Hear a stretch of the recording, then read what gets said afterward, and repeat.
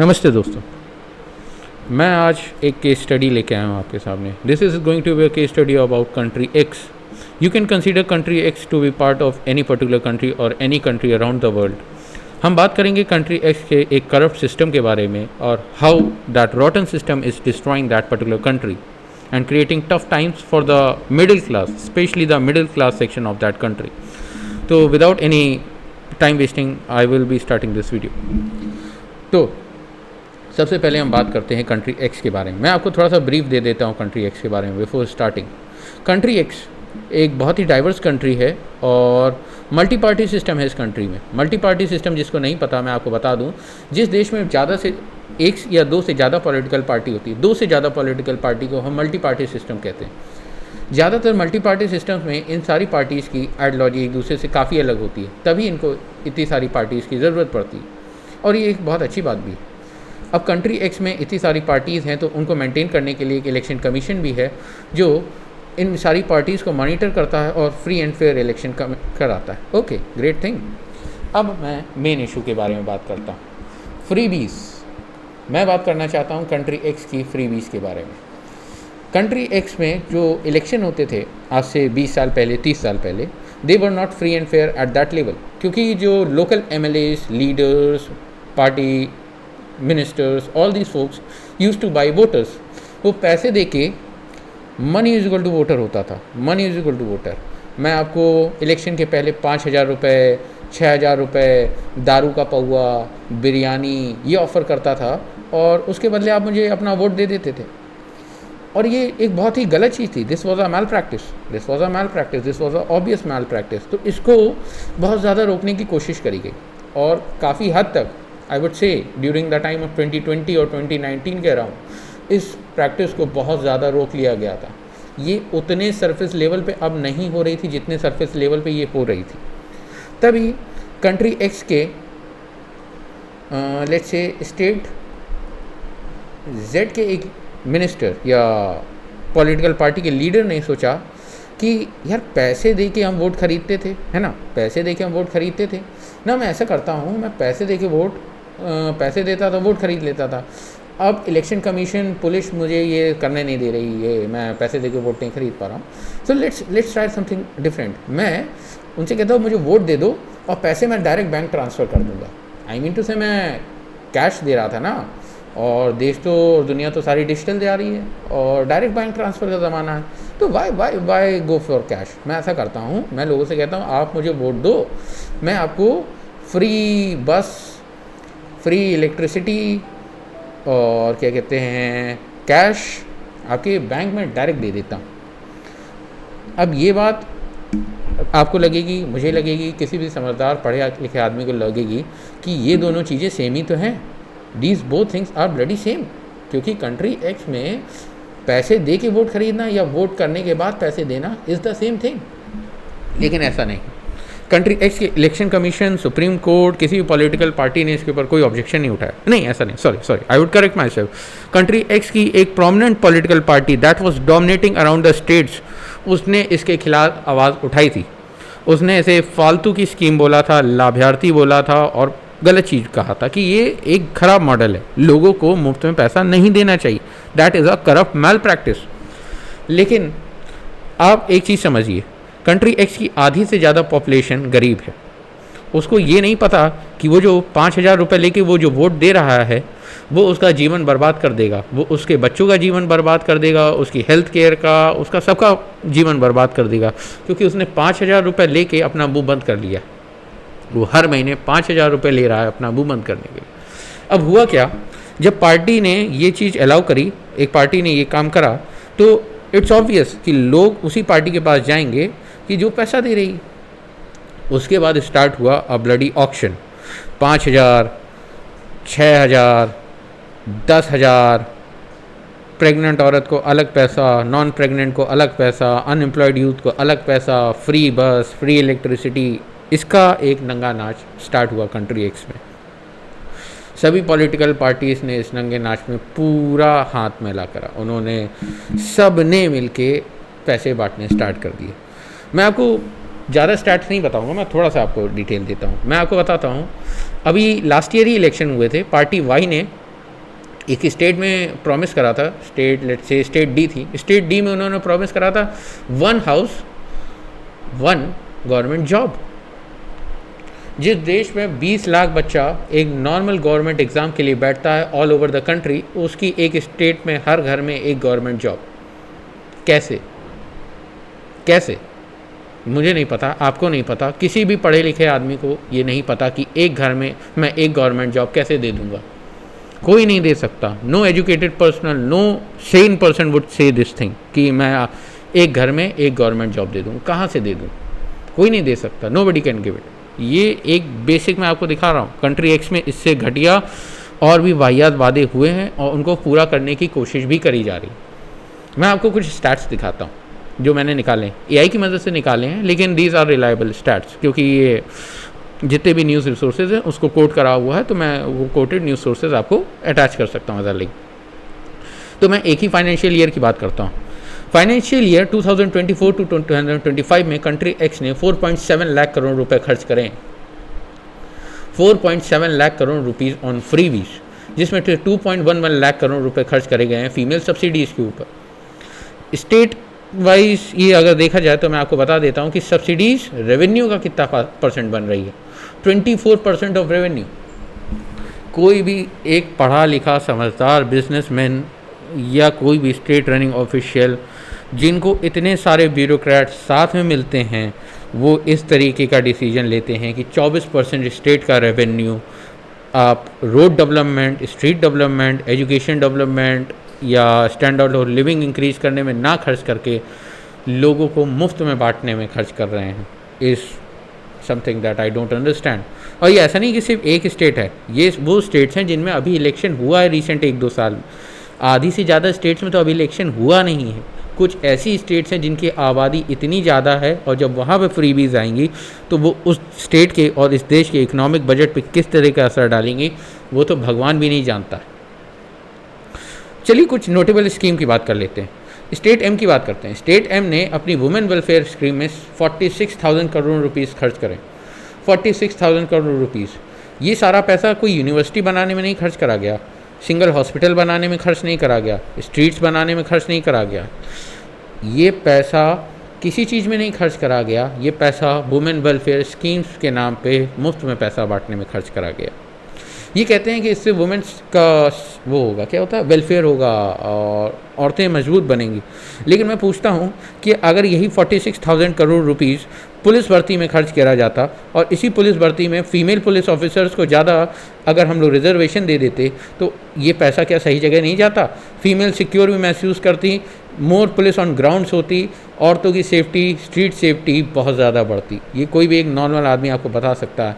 यही सेम पैसा हम औरतों की कॉलेजेस खोलने के लिए या वुमेन्स ओनली कॉलेज खोलने के लिए भी खर्च कर सकते थे, ताकि वहाँ पे सिर्फ फीमेल स्टूडेंट्स पढ़ सकें, तो वहाँ का कंपटीशन डिक्रीज़ होगा, एक सेफ़ एनवायरनमेंट प्रोवाइड होगा और फीमेल्स डेवलप कर सकेंगी अपने साथ की फीमेल्स के साथ, यानी औरतों के साथ ही। Okay, great thing, great thinking.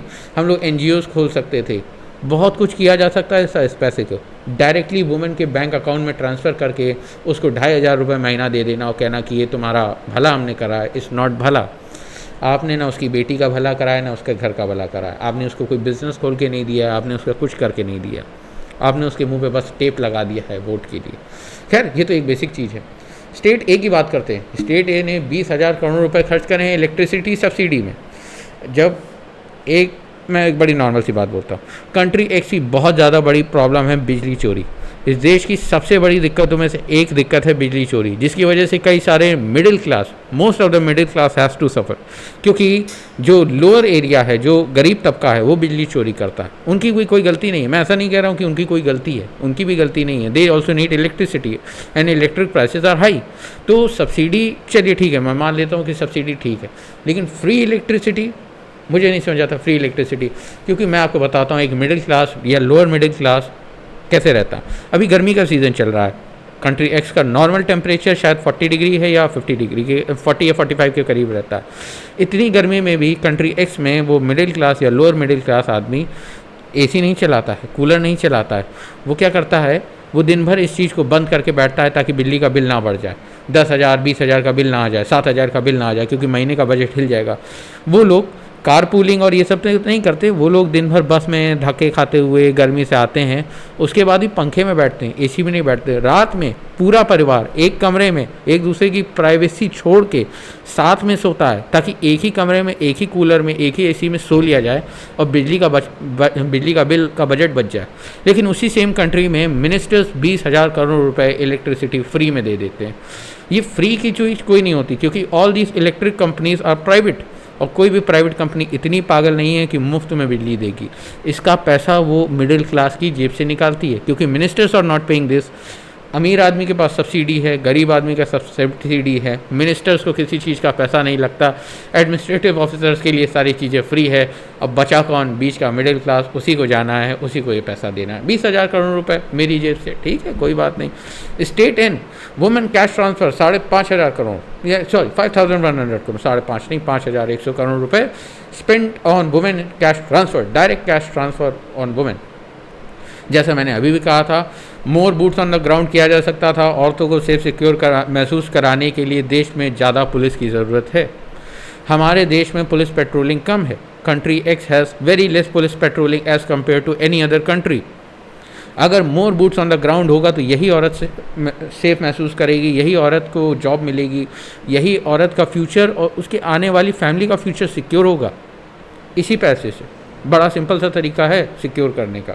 More female professors, more female nurses, more female doctor, more institutes for women, more NGOs for women, more old age homes for these old womens. इनके लिए जो क्या कहते हैं नर्सरीज होती हैं, play grounds होते हैं, ये सब बनाए जा सकते हैं। जो सिंगल मदर्स हैं उनके लिए ग्रुप्स बनाए जा सकते हैं जिनकी फंडिंग इस पैसे से करी जा सकती है। एक नॉर्मल आदमी इतना सोच सकता है, तो आई डोंट थिंक ये एडमिनिस्ट्रेटिव ऑफिसर जो इतना पैसा लेते हैं, जो इन मिनिस्टर्स को दिन भर गाइड करते हैं, वो ये नहीं सोच सकते कि इस 5,000 करोड़ का कैसे कैसे इस्तेमाल हो सकता है। Central food gain subsidy 11.8 lakh crore, 11.8 lakh crore rupees spent on free food. गरीब आदमी का फ्री का ration, that's a good thing. गरीब आदमी अफोर्ड नहीं कर पा रहा है, उसको फ्री के राशन की ज़रूरत है। मैं बिल्कुल इस चीज़ के पक्ष में हूँ कि हम उसे सब्सिडी दे सकते हैं, उसकी मदद करना बहुत ज़रूरी है। लेकिन फिर भी 11.8 lakh crore rupees spend on free food, हम क्या उस गरीब के लिए नए उद्योग नहीं खोल सकते? हमारे देश में हमारे पास उद्योग खोलने की बहुत बड़ी क्षमता है। Country X has a very very huge surplus of population, resources and everything if use right, लेकिन हम उसे बस फ्रीबीज में ही खर्च कर देना चाहते। चलिए एक और इंटरेस्टिंग केस में आपसे बात करता हूँ, स्टेट जेड के बारे में। कंट्री एक्स की सबसे पॉपुलेटेड स्टेट जेड, जिसमें अब तक इलेक्शन हुआ नहीं है, लेकिन अगले साल स्टेट जेड में इलेक्शन होगा। जब स्टेट जेड में इलेक्शन होगा तब देखने लायक होगा कि कंट्री एक्स का बजट ये स्टेट कैसे हिलाती है, क्योंकि अब तक जो फ्रीबीज आपने देखी ना, वो उन सारे स्टेट्स की जहाँ थी जहाँ की आबादी स्टेट जेड की आधी भी नहीं आती। स्टेट जेड अकेले ही कंट्री की सबसे ज़्यादा पॉपुलेटेड स्टेट है और किसी भी स्टेट को डोमिनेट कर सकती है अपने पॉपुलेशन के बल से। उस स्टेट में पार्टी बी ने, देखिए दो पार्टी हैं, दो प्रोमिनेंट पार्टी हैं जो स्टेट में कॉम्पीट करेंगी, पार्टी अल्फा और पार्टी बीटा। पार्टी बीटा ने कहा है कि मैं 40,000 रुपये महीना दूंगी, 40,000 रुपये साल दूंगी औरतों, 40,000 रुपीज़ अ ईयर। ये तो पहली स्कीम है, अभी इलेक्शन मैनिफेस्टो आया भी नहीं है। ये स्कीम अकेले ही 2.4 लाख करोड़ रुपीस का खर्चा बढ़ा देती है स्टेट टैक्स के ऊपर। पार्टी अल्फा ने कहा है कि वो 15 से 25,000 करोड़ रुपए खर्च करेगी और 60 साल के ऊपर की औरतों के लिए फ्री ट्रांसपोर्ट कर देगी। मुझे ये नहीं समझ में आता 60 साल के ऊपर की औरतों के लिए फ्री ट्रांसपोर्ट क्यों कर दिया जाए। नॉट अ रॉन्ग थिंग, लेकिन मेरे टैक्स के पैसे से एक स्टेट और था, स्टेट अल्फा रिलेट से स्टेट ई ने भी free women bus service start करी थी। ये जो आपने free women bus service start करी है, इसका पैसा तो मैं एज अ टैक्स पेयर देता हूँ ना, मुझे तो उस बस में फ्री में बैठ के जाने को मिलता नहीं। मैं तो उसी सेम बस में धक्के खाते हुए पसीने में जाता हूँ। उस बस में आधी से ज़्यादा सीट्स पहले ही रिजर्व होती हैं विकलांग, महिला, पत्रकार, नेता, कंडक्टर, ड्राइवर, छात्र। मेरे लिए क्या बस था, मैं उस सेम बस में धक्के खाते हुए जाता हूँ। मेरे ही टैक्स के पैसे से मुझे उस बस में एक सीट नहीं मिलती। ये मैं एक नॉन मेट्रोपोलियन की बात कर रहा हूँ। अगर आप किसी मेट्रो सिटी की बात करेंगे, किसी भरी हुई मेट्रो सिटी की बात करेंगे, तो उसके लिए तो ये चीज़ एकदम अलग ही केस है। वहाँ पे तो लोग I don't want to use those words, I don't want to use those word, इतने बुरे हालात में वो इन बसेस और ट्रेन में ट्रैवल करते हैं। फ्री सब्सिडी इन्हीं के पैसों से दी जाती है, इनको एक सीट नहीं मिलती। क्या आदमी होना भी एक दोष है कि वो बेचारा उस बस में खड़े होके जाता है? उसी के टैक्स से सब लोग फ्री में बैठ के जाएं और वो खड़ा होके जाए। I don't see this is fair.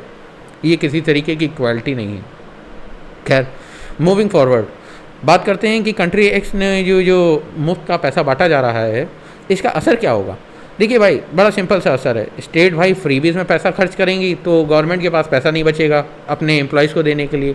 और स्टेट, मैं आपको 3-4 स्टेट के नाम बता सकता था, लेकिन this is a case study, तो हम लोग केस स्टडी के नज़रिए से बात करेंगे। तो लेट्स से स्टेट ABC के पास इतना पैसा भी नहीं है कि वो अपने गवर्नमेंट एम्प्लॉयज़ का पैसा दे सके, तो वो क्या करती हैं, वो लोन लेती हैं और लोन लेती हैं। जितना ज़्यादा लोन लिया जा सकता है उतना ज़्यादा लोन लेती हैं, वो बोरो करती हैं और ज़्यादा बोरो करती हैं। अब ये बोरो की साइकिल जो चलती है ना, इसको देख के क्या होता है, इन्फ्लेशन राइज होता है। तो इन स्टेट से जो फॉरेन इन्वेस्टर होता है ना, वो अपना पैसा धीरे धीरे खींचने लग जाता है, क्योंकि वो पागल नहीं है। वो देख रहा है कि पैसा कहाँ जा रहा है, वो देख रहा है कि road development, transport development, highway development, ये करने के बजाय स्टेट का पैसा फ्रीबीज में बांटा जा रहा है।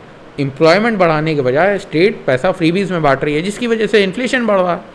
इन्फ्लेशन बढ़ता है तो कंट्री एक्स की current currency $1 = 90 country x currency के इक्वल चल रहा है।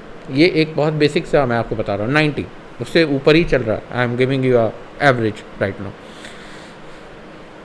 अब ये केस स्टडी बहुत ज़रूरी थी, क्योंकि अभी कंट्री एक्स के एक बहुत बड़े प्रोमिनेंट लीडर ने एक मांग करी है, हम जैसे नॉर्मल टैक्स पेयर्स, कि हम कम ट्रैवल करें, हम कार पूलिंग करें, हम सोना कम खरीदें, हम चलें कम, वर्क फ्रॉम होम करें and all these kind of things. लेकिन सवाल ये उठता है कि यही सेम कंट्री एक्स के लीडर्स ने कहा कि अब देखिए इन्फ्लेशन है, हमारे पास उतना ज़्यादा पैसा हमारे रिजर्व में है नहीं, वो पैसा खर्च हो गया। तो ये 4.7 लाख करोड़ रुपए, ये 2.11 लाख करोड़ रुपए, ये 46,000 करोड़ रुपीज़, ये 20,000 करोड़ रुपीज़, ये 11.8 लाख करोड़ रुपीज़, ये क्या पेट्रोल डीजल इसके लिए नहीं खर्च किया जा सकता था? अगर गवर्नमेंट्स और ये स्टेट की जितने भी पार्टीज़ हैं ना, ऑल दीज मल्टी पार्टीज़, ये अगर अपने पैसे को सही तरीके से इस्तेमाल करती तो शायद इस तरीके के क्राइसिस कभी हमको फेस ही ना करने पड़ते। क्योंकि हमारे पास अगर कम टैक्स भी आ रहा है ना, we have some good amount of tax for development and reserves, अगर ये पैसों को इस तरीके से ना बहाया जाता। खैर, दिक्कत ये नहीं है कि कंट्री एक्स के जो लीडर्स हैं वो गलत डिसीजन ले रहे हैं। दिक्कत ये है कि कंट्री एक्स के एडमिनिस्ट्रेटिव ऑफिसर्स जो सालों साल पढ़ाई लिखाई करते हैं सिर्फ ये एडमिनिस्ट्रेटिव सर्विस में जाने के लिए, वो अपने साथ वाले लीडर्स को सही तक गाइड नहीं कर पा रहे हैं कि वो अपना पैसा कहाँ बर्बाद कर रहे हैं और स्टेट को किस तरीके के फाइनेंशियल डेप्थ में डाल रहे हैं। और एक बहुत बड़ा रीज़न है, क्योंकि वो बताएंगे भी क्यों, क्योंकि उनका फ्यूचर सेफ़ है, उनके बच्चों का फ्यूचर सेफ है, क्योंकि उनके बच्चे तो इस देश की नागरिकता छोड़ के दूसरे देश की नागरिकता ले चुके हैं। उनके बच्चों ने तो US में जाके, UK में जाके अपनी डिग्रीज कंप्लीट कर ली है, आपके बच्चों ने नहीं करेंगे। ये जो टैक्स का पैसा है ना, ये जो जितना भी लोन बढ़ रहा है, ये आप ही के सर पे आएगा। And when that comes to you, आप सोचेंगे कि हमने सही टाइम पे सही चीज़ को रोका क्यों नहीं। और रोकने से एक और चीज़ आई, वन लास्ट थिंग, मुझे ये नहीं समझ में आता कि इलेक्शन कमीशन और सुप्रीम कोर्ट इस चीज़ का सुओ मोटो क्यों नहीं लेते कि भाई वोट के पहले पैसा हो या वोट के बाद पैसा हो, पैसा देना तो वोट चोरी है ना। कोई भी पॉलिटिकल पार्टी दे या देश की सारी पॉलिटिकल पार्टी गलत काम करेंगे तो क्या देश का सुप्रीम कोर्ट और इलेक्शन कमीशन उस पर कोई भी सुओ मोटो नहीं लेगा? ये फ्रीबीज का पैसा इलेक्शन कमीशन के ऑफिसर्स की जेब से, जितने भी गवर्नमेंट एम्प्लॉयज़ हैं उनकी जेब से, मेरी जेब से, कॉर्पोरेट एम्प्लॉयज़ की जेब से, हमारी जेब से जाता है। हमारी जॉब सिक्योरिटी आज के टाइम पे नहीं है, फिर भी हम टैक्स भर रहे हैं, और उस टैक्स से हमें क्या मिलता है? ये फ्रीबीज। खैर, मैं इसी चीज़ के बारे में बात करना चाहता था, मैंने बात कर ली। अगर आपको मेरा वीडियो अच्छा लगा हो तो लाइक शेयर सब्सक्राइब करें। और भी कंट्री एक्स से वीडियोस मैं लाऊंगा जिसमें मैं अलग अलग कंट्रीज़ के केस स्टडीज़ और उनकी पॉलिसीज़ के बारे में डिस्कस करूंगा। Please do share, like, subscribe. Thank you.